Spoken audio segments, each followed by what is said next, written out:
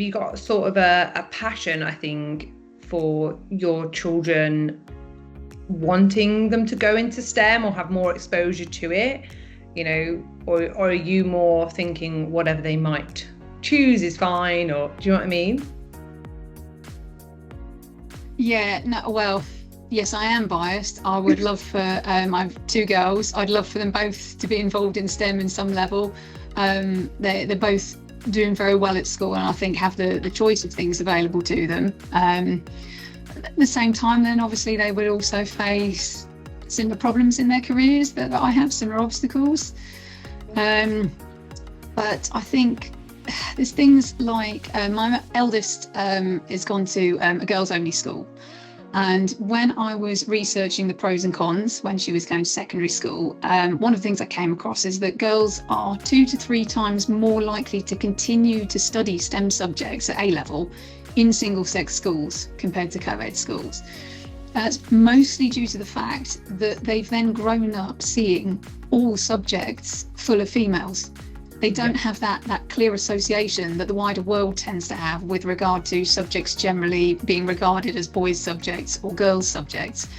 And things like that, it's bringing girls up to realise that all these choices are available to them, I think is very important.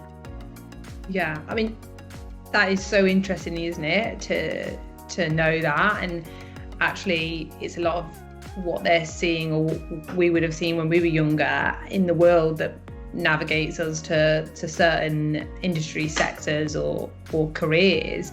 So yeah, I think that's so interesting that actually if we take them out or don't expose them to much of what the norms are, that actually they're more likely to choose that they would like to choose, instead of what the outside perspective is that absolutely this route instead.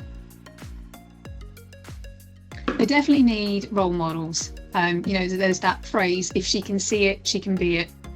And I know the kids that's in school have sometimes done these exercises where they get asked to draw a doctor, or draw a firefighter, and they sort of show the kids where their biases lie. And when I was talking to my daughters about this, I used the example of engineers. I said, for example, obviously engineers are usually considered to be male, and they were both quite surprised. They didn't actually realise that, because the only engineers that they know is myself and my best friend, who's also a woman in engineering. So to them, engineering is a female role, but it's all to do with what they're exposed to. Yeah, it's so great that they've got that though, and they're getting that exposure. It's just, how do we get that to women across the country? Do you know what I mean? How do we get that same I suppose the inspiringness for them to think, oh yeah, I can see other women doing this, and then wanting to go down that route. But what you were saying about drawing certain professions, I actually saw a video of like a little boy and a little girl, and they were asking them, oh, how does a man run? How does a woman run? And the different impressions that they do of a man to a woman, like a man being like a proper runner and a woman being like throwing herself about. Yeah, exactly.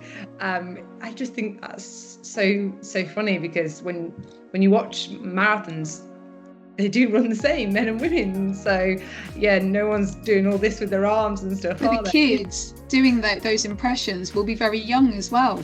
So the fact that they already think that at that young age, where do they get it from? Yeah, exactly.